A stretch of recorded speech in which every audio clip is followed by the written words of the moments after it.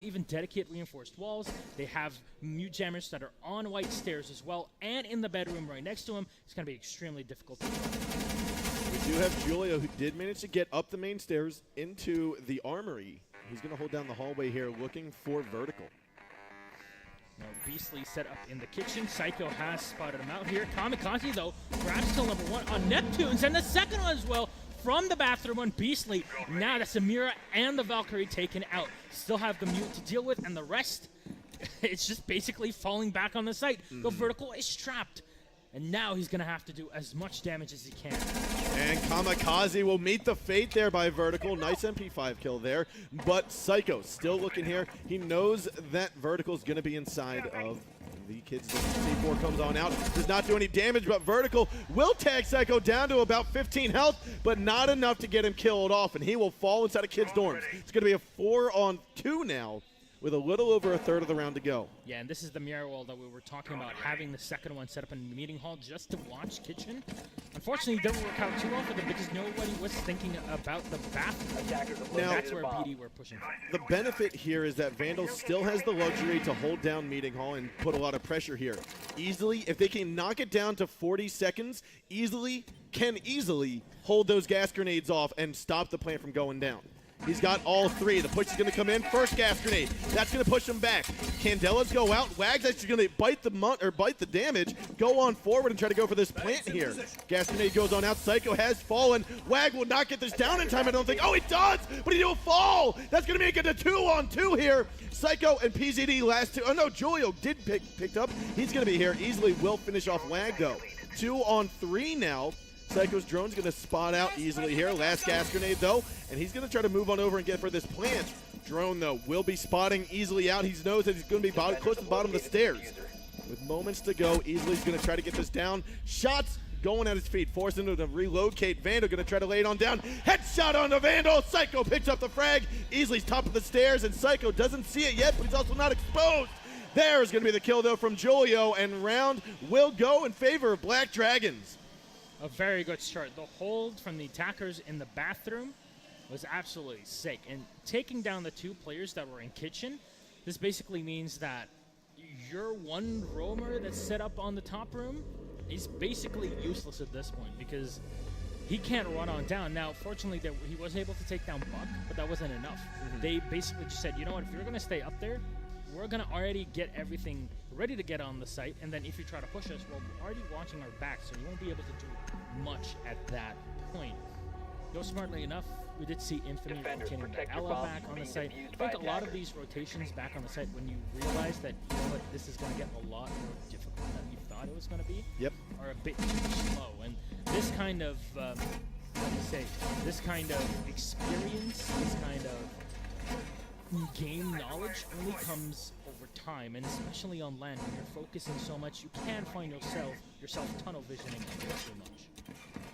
Yeah, tunnel vision is something that I think affects players of all skill levels at different points in their gameplay, and it's those that can identify it and actually snap out of it, if you will, that'll come out on top. And that's the job of an in-game leader. The in-game leader doesn't usually do a whole lot in terms of actually fragging.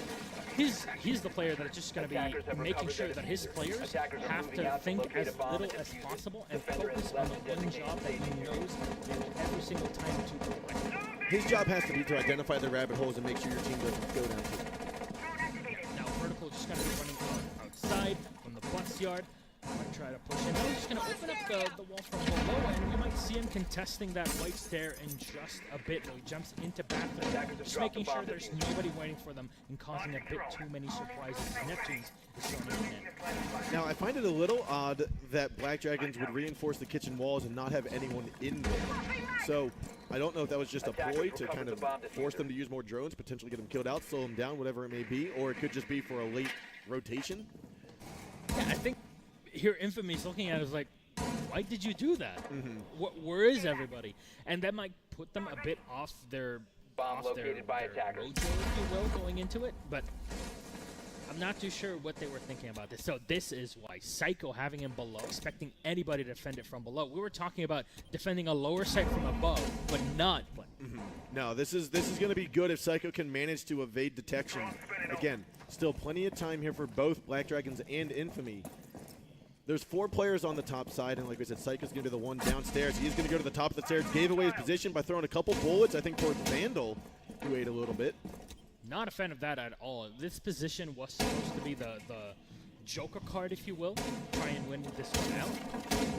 Unfortunately, he's spotted, and well, that spot basically come back to what the Mute was doing in the previous round for Infamy. Now he just will get pincered out, and the only way to run out, at least for him here, is to go all the way around, get to the red tower, and then go all the way up through the attic to get towards his teammates. Now Vandal's looking at it right. Once Psycho gave away his position, he's most likely going to rotate over to the back of Red Tower. He has done that, and Vandal's already looking through the stop room in towards Meeting Hall. He's trying to go straight through here, easily almost getting the kill. Julio will escape with just a bit of damage done. Fortunately for him, goes vertical, as we said before, takes control. White stairs, flash right onto him. I believe that was a team flash coming out as well. So now, this gets a bit more complicated for Infamy trying to push in because of the way that things are being set Vertical up. got inside, but Wag is there to take him down. Psycho as well, picking up a headshot on the Neptunes. A 3-on-5 now. Defenders in favor. 20 seconds to go. Beastly outside of the A window. Vandal's got to hop in and rappel in from the north windows of B. And this is not looking good for Infamy here for round 2. Yeah, Vandal does fall. Wag, nice shot there with the SMG-11. Got to get Beastly, and easily goes down. So does Beastly by the C4. That means we are going to have a 2-0 lead right now by Black Dragons. 2-0 up. Black Dragons holding up that top bedroom so well, realizing that it's time to rotate the Valkyrie out of that basement position, getting her into a better spot. Also, they spot the Ashe. They let the Ashe run in so they can bait her into an area where they can take her out very easily within the bedroom area itself in the hallway. So overall, this is just Infamy not having, basically thinking that they have info and thinking that they know what's going on up top. And then they run in like, oh, this is exactly what we were expecting. There's a carrot dangling in front of their face, and they're going after it. The bait. The bait was We've seen it before well previous in this season, and it worked out tremendously. If you have a player on your team that might not be listening to the best calls, might not have all the information necessary, but they feel confident in being that Ashe. And that's the Ashe play in general. That's the Ashe play. If they're going to do that, and the team can identify that as something that you do fair enough amount of times, they're going to trap you in it. 10 seconds to insertion. And so basically it comes down to, will Infamy's in-game later recognize that and say, hey, slow down. We can spend 10 more seconds, get some more information before you go up and expose yourself into a risky scenario. Infamy are coming up hot after the previous map. You know what, we can take this, but you need to take every round on its own. Every round victory is a victory on its own, and then you move on bit by bit. But Black Dragons and Kamikaze here taking control of the red tower. 3-0 for Psycho, as we see on the board. Black Dragons equally contributing to the team, not just obviously in the kills, the siege. Kills aren't the most important, everything, but obviously if you're getting kills and you're able to set your team up every single time in a good position, that's exactly what you would like to do. Plenty of time here, though, on the board. Only about 30 seconds, 40 seconds done on the round. PZD is going to be inside of the school bus, looking at bottom of west stairs towards the bathroom. And that's a typical spot to challenge someone inside of the bathroom. Vertical's already feeling the pressure. We see him proning on over to the bottom of the stairs. Will he likely get up or challenge? No, he's going to go back towards the classroom. Yeah, the red dot Jaeger is a bit of an odd thing as well, but this is the way that Infamy like to play. It's just running and gunning when they need to do it. They will play extremely passively, and then when it's time to pounce, you will see them jump in, and that's how they certainly utilize that setup basically that they have on their weaponry. But Julia's all the way on the outside. Yet again, we're going to see him play the Ying, so Candela are definitely an option. Usually we see them being thrown into the bedroom here on the north side. So Kamikaze can just sit all the way back and just hold that window, the big window, and then have his Ying propelling over the side. However, Psycho will get down. Beastly will get taken out by Julio, a good reaction, but unfortunately, Psycho only got tagged down on the floor, and so now he gets picked up easily, though. Such a good spot. Unfortunately, fires a bit prematurely before he's able to get a clear line of sight on Julio and will have to pull back. I was just about to say what I wanted to go and see was Easily, who last we saw was inside a classroom. He can most definitely go down the main stairwell, work his way over to red. Wag magically picking up a little bit of fairy dust, dragging a headshot onto Easily. Wonderful shot there. 5 on 3 now. There's 45 seconds to go. Candelas go out. Vertical not affected whatsoever. Wag sees it, gonna go and challenge and moves on over, but Neptune's head skedaddled on away. Vertical picks up the frag, a 3-on-4 now. Kamikaze PZD smacking down the kills of their own. It's all up to Neptune. He gets one. He's got 3 more to go. 30 seconds left to go. PZD and Julio are the last 2 attackers here. Julio knows exactly where he is. Was planted.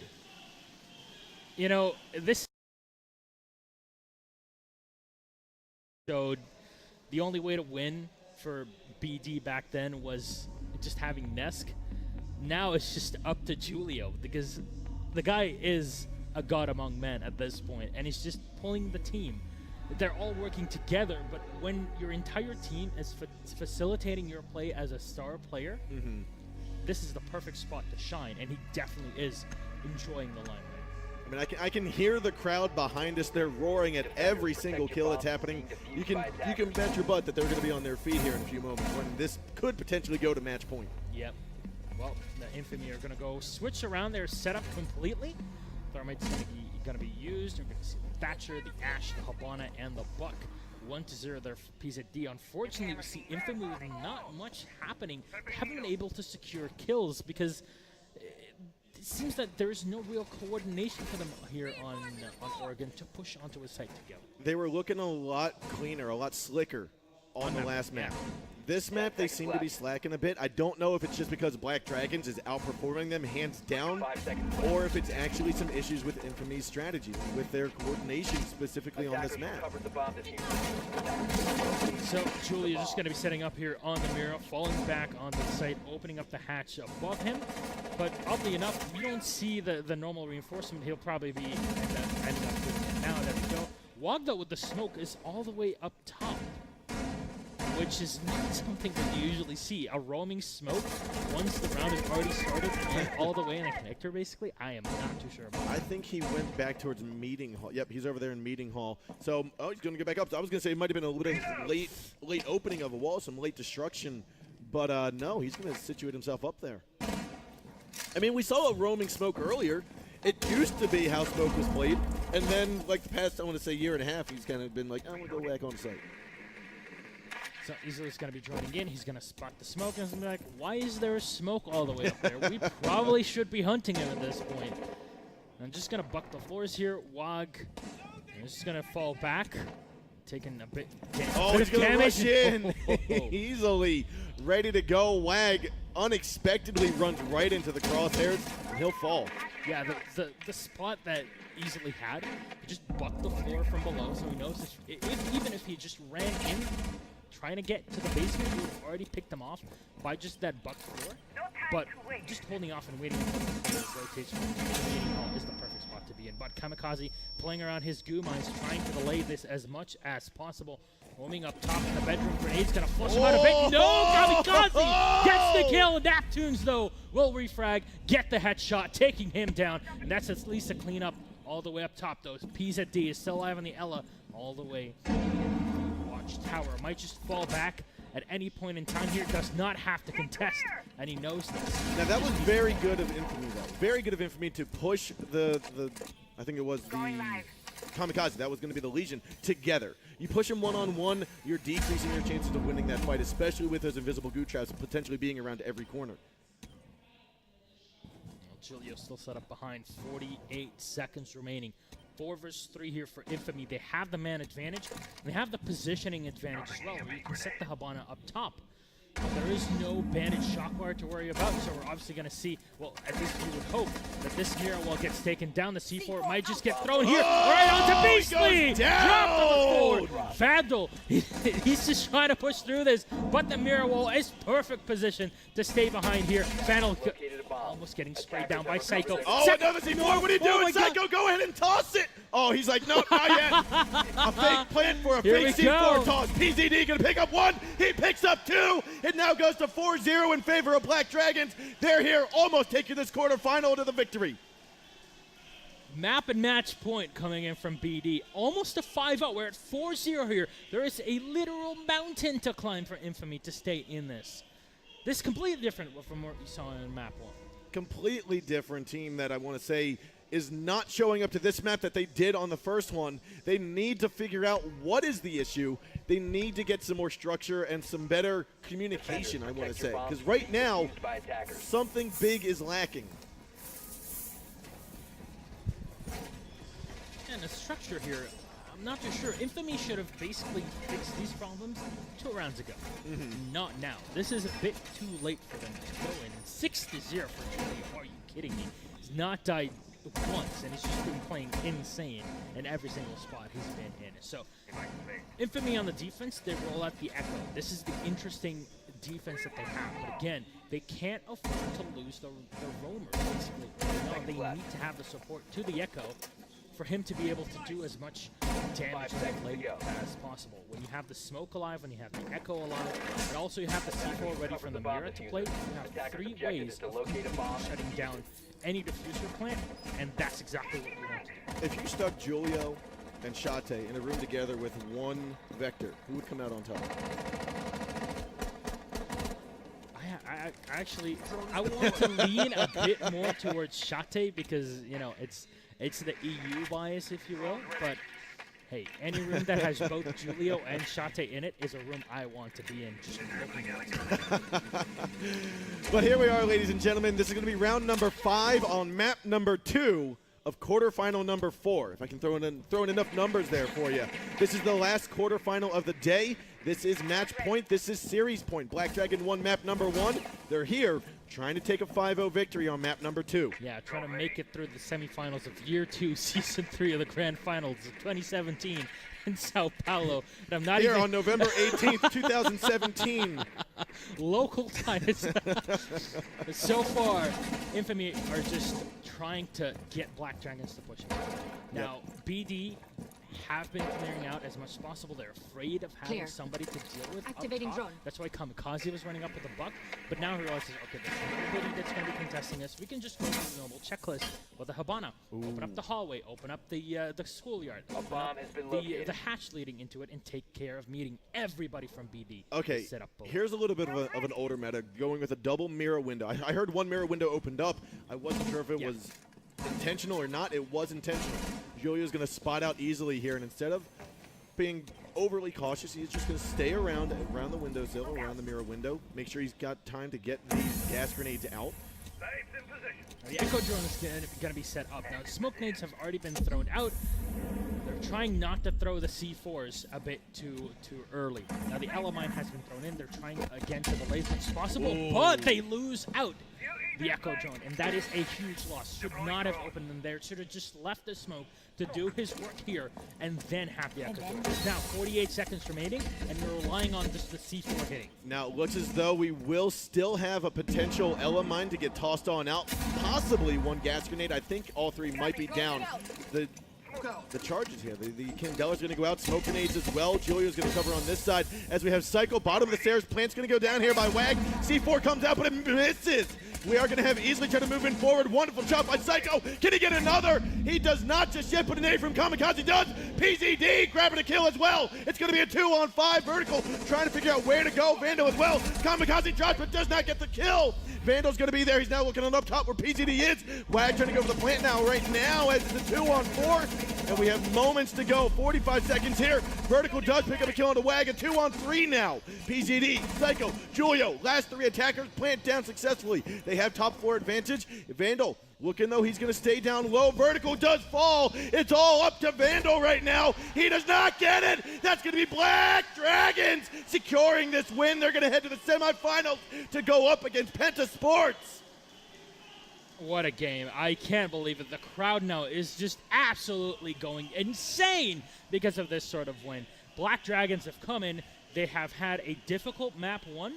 However, going into map 2, you know what? They had complete control of it from start to finish. Dominated, exactly. And this is the sort of team that Penta should be afraid of. And indeed, I'm 100% sure that they are. This is the biggest competition that they have so far. They have ends, they have fun as well to deal with. But you know what? They have to deal with these guys in the semis. And I would be scared out of my pants. You keep your pants on there, good sir.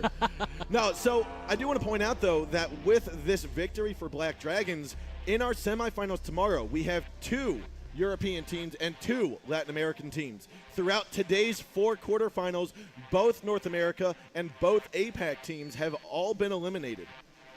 RIPNA? RIPNA? Yeah. RNPIA.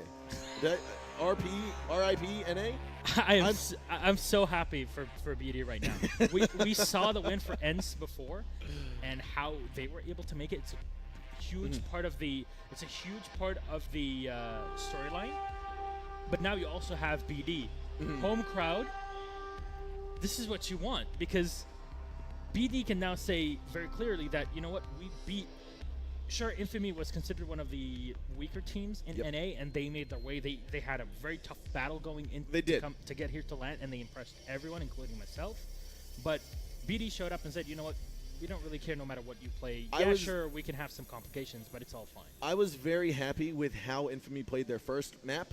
Second map, there's a lot of things that could be worked on. There's a lot of opportunities that were missed. But I feel as though Infamy going from 0 to hero in this sense, or 0 to second hero, we'll say, definitely showed themselves as a team that is not going anywhere. They're going to stick around, be a part of this pro league in future events for Rainbow Six. And I'm really looking forward to seeing their meta develop. Yeah, I'm hoping for as little of these shuffles as possible, because NA is so notorious for this NA is. We had a little bit of EU. I think the Latin America scene is the most stable scene there is. Team Fun, Black Dragons, BRK, the top teams out of Latin America. I think only one person has changed since Season 2. Now, maybe 0. That was Julio, actually. Julio used to play on BRK, but he was on loan for the season. Yes. And then once the season was done at Gamescom, he moved in and started playing with BD. We had 9XT as well that Oh, you're right. You're right. Team. Yep. And then he got himself in this position. So I actually spoke to 9XT just a bit ago, and he's like, you know what?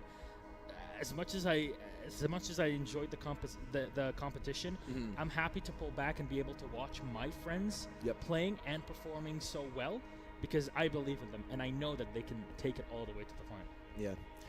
So, ladies and gentlemen, in a few moments here, we are going to head down to the stage with Matt Andrews, who's going to have an interview with our winners of Black Dragons. Get your ears, your tissues, and everything ready, because this is going to be emotional. Here it is, ladies and gentlemen, Matt Andrews. Thank you very much to the amazing guys for casting their way through that game. Thank you to this incredible crowd again. Julio, you did it for these guys. You did it here in Sao Paulo. We will be seeing you on day 2 of our Pro League finals, and you look very chilled about this. Yeah, we studied them a lot, and they did very same tactics, so we did good against them. Yeah, you did good. They did good, right?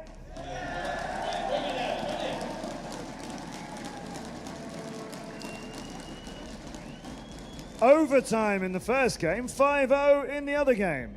That's quite a different series from one map to another. What was that? Tactical decisions? Was that preparation? Or did you guys just think, we're going to get in this now? I think Club is their best map, and Oregon is our best map. But on Club, we, like, on last round, we did improvisation. We just played our game, but only on last round, we played improvisation. It's really a silly question, I know, but it has to be asked in a situation like this. What's it like for you guys playing in front of these fans? Can you repeat? What's it like playing in front of an audience like this? Jogar na torcida é muito bom, velho. GoBD é nóis, caralho.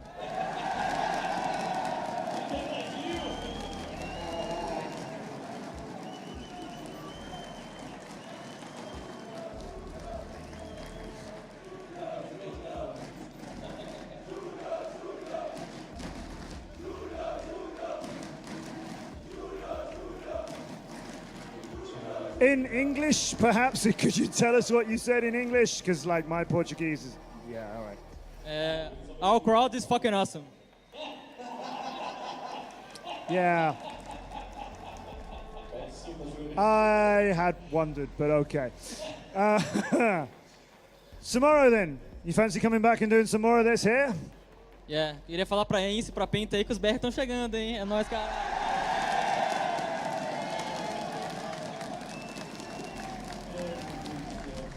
I daren't ask. We will just say congratulations to Black Dragons. They are through to the semi-finals tomorrow. Back to our casters to see some more of that. So here it is, the highlights from our Oregon matchup. And this is definitely, like we said, the map that Infamy struggled greatly on. Yeah, and we thought that they would give up a very hard fight after we saw that map number 1. However, BD just kind of completely shut them out. And these spots from Psycho were just extremely complicated. This is where the Ashka basically baited in and then just turn around, get the kill. Nobody was able to do much with that. A quick frag coming out from Log. Vandal's already, well, will get taken down. And this is the spot where Easily got taken down. Later on, we saw Easily in the same spot on the staircase where it worked out perfectly for him. This is a quick trades where left Neptune's all on his own. Almost clutched it there, but with the 2 players ready, the crossfire was a bit too much for him. Yeah, and so here we are, round number 4. Again, going into the hands of Black Dragons, a 5-0 victory for them. Kamikaze, this is where he managed to scoot on over, grab 1 kill, got instantly traded back out. But this was a wonderful frag by Julio, taking out the diffuser, forcing them to go down, pick it up, go right, rotate around. Giving the advantage to PZD to actually use a buck floor to his advantage into the staircase, which is something that usually you would see at least one of the attackers holding off and try to protect from the back, but that wasn't the case here because they had so little time. And again, we go back to the time management talk that we had before, the spiel, if you will. But pushing down onto the site, you don't have much time. You don't have much manpower to go as well because you were losing them left and right. And you know what? You kind of have to deal with the consequences of that kind of unfortunate situation. No, I think back to Clubhouse, and that's the Infamy that I want to picture in my head. I don't want to picture the Infamy from Oregon. There's 2. It's the same team, obviously, but there's 2 different styles of play that I saw there from Infamy, and I'm hoping that they look at their Oregon play. They say these are the things that we didn't do that we needed to, and that they go ahead take advantage of that and re-look and rethink about themselves. For me, just looking at it from the outside, the only reason in my mind we saw such a close map 1 is because it was just on Clubhouse. If it were another map, I don't think that Infamy would have done this well. BD were very effective on map number 2. So I don't think on maps, like if they played on Border or such a map, I don't think that would work out too. I don't think so either. But, ladies and gentlemen, that is going to be our last quarterfinal for this evening. We're going to say bye-bye, Milos and I here. We will be back tomorrow to cast game number 2. We're going to start out on the analyst desk tomorrow like we did today. Let's head on down to the caster's desk. Say hi to Matt, Kix, and Intero. Matt, take it away.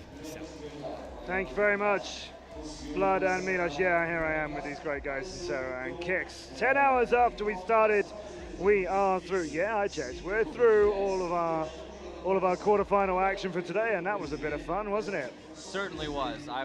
It was fun. It's a great word to use to describe it. Thank you, Matt. Oh, you are welcome. Have a word. Yes, have a word. Absolutely. Yeah, choose that F word, fun. Yeah, fun. And not another one which comes out in differently in Portuguese. Note to self: learn swear words and languages before doing interviews with them. But you know what? Like, I'll say sorry for anybody who might be offended by that word on stream, but you can't blame when players are like that passionate about what they've achieved. And that is, like that first map, all right, a little bit shaky, credit to Infamy for taking it so close. Second map showed why Black Dragons are a real threat here. I think Milos hit the nail on the head when he was describing why it was the first map was so close. It's Clubhouse. I mean, that's Infamy's map. They like playing Clubhouse. And Black Dragons clearly was not as well versed, but it didn't matter in the end. The fundamentals pushed through for Black Dragons. It's disappointing to see, and I think we're, as a North American, it's kind of a bummer. We're not having any North American teams moving forward in this tournament, but it is what it is. The bracket then for tomorrow's incredible action, it's going to look like this. It is EU Brazil, EU Brazil. That's what we've got. Team Font are through, Black Dragons are through, and they're respectively facing NC Sports and Penta Sports. It's all EU and Latin America, and no NA, no APAC. And only one matchup actually went to that third map. And what a game that was. It showed it was an absolute incredible feat between 2 juggernauts. Like we said at the onset, no matter who won, there would be people who would be very upset. And I think you can see that from fans here, from fans online, and you can't make excuses at that. It was a heck of a showing. No. All of these 8 teams came out to play today. Some of them had better results than others, but from what we just saw, very impressed with Infamy's performance. I think that they look better. When Infamy played last season, I think they look better than that this season, and I think today they look better than they did all regular season long. Yeah. If that's going to be their trajectory, then North America is going to be extremely competitive next season, and who knows, maybe they'll be able to break out of the first round, but I mean...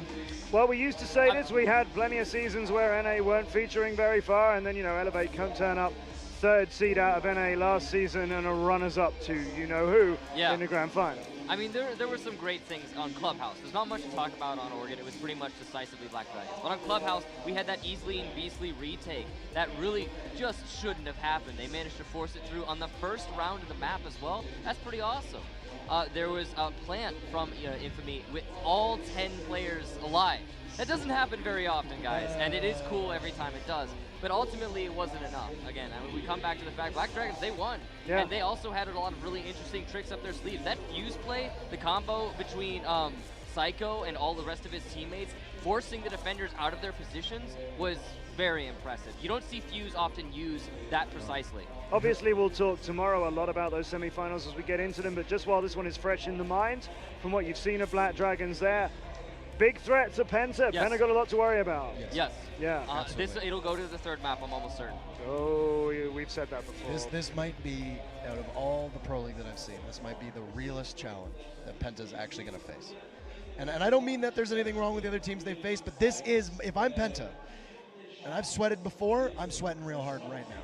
And this is going to be their real challenge. Yeah. And we can see if they can overcome it. You can rest assured that they're ready to do it, though. They're ready to go up against Black Dragons. They had no disillusions as to the fact that they were expecting to play Black Dragons. So yeah, true. Absolutely. Their prep work is probably pretty awesome right now.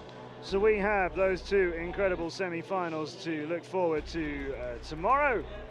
EU and Brazil, EU and Brazil. It will be Font against Ents. That'll be the first game we bring you tomorrow. And then it will be Penta against that incredible Black Dragons team that we've just seen.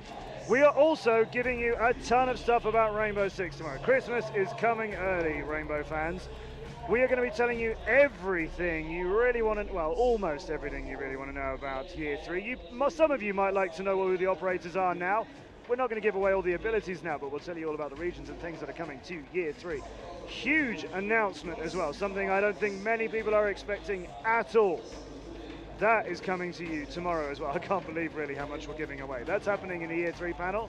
That'll be between the 2 semi-finals, and after our finalists are decided, before we get into that grand final, it'll be white noise time. We're going to show you the 3 new ops in action and show you the new map as well. Give you all the details about everything they can do. So it'll be Year 3 panel and a white noise panel with Ubisoft both tomorrow, as well as me and these wonderful guys and our incredible casters as well. And 1,000 screaming Brazilian fans watching 2 Brazilian teams try and take down 2 big European teams. Congratulations to all of the players for great action today. Thank you very much for staying with us. We know it's been a really challenging day. It has been hard work for all of us here as well, but we absolutely love bringing you this sort of level of competition. So make sure you join us again tomorrow. 12:45 here local time, 2:45 UK, 3:45 Europe, 9:45 in the morning East Coast, and the rest of you work yourselves out where you are. I'm sure you can manage it, and I'm sure you can join us. Make sure you do, and also tweet us your thoughts, #R6PL. Join us tomorrow as we'll crown the Season 3 champion for the Rainbow Six Pro League.